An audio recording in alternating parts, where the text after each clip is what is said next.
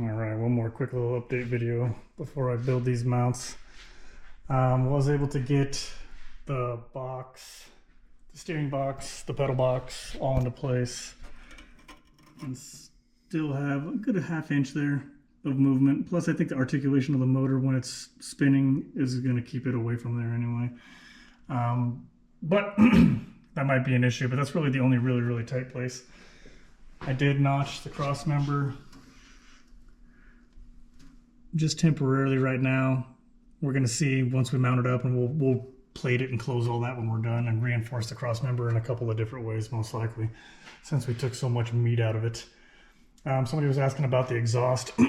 Just depends. If you're running a turbo, their old style manifold, which is what I have now, which puts the turbo a little bit farther back towards the firewall, seems to be like it's still going to work out. If anything, the wastegate might run into the side of the fender right there, but I think we can just cut this and turn this out and put that in the right location. And then down here, there's room for a 3-inch to drop it down there. And if you're running NA, super easy. There's plenty of room. I think any of the rear-wheel drive headers should honestly put it in the right position there. Yeah, the motor's pretty much almost exactly where it's going to go. Down here is going to be the easier of the mounts to build. But on the other side, of course, where all the action's at, it's real tight. And the plate for the bracket's going to put it way over here. And if you can tell from this angle, but our cross member is way down there. So I'll have to come up with something creative to get it mounted in place. But I'll figure it out. I have 4 degrees of pinion angle right now. And another one of the issues is definitely going to be the slave cylinder, because I don't know if you can tell from that angle. That's going to be an issue, so might have to get an internal slave that pushes instead of pulls to get that working, but still going to keep plowing forward. I also think I'm going to try to use the E46 5-speed bracket that is an aftermarket one that's made out of stainless, I believe, and it's just like some thin stainless. It's definitely not going to fit up with this thing properly, but if I can bend it around, and then I'll end up welding some support plates down there with some nuts or some riv nuts, but most likely I'll weld some nuts on there just because it's holding the transmission in place. Riv nuts are a little light for that job. What other questions were there?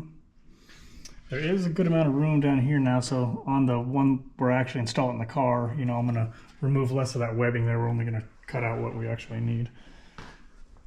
And then same over here, you can kind of see this one's a little closer, not too bad. Last thing, somebody was asking the steering.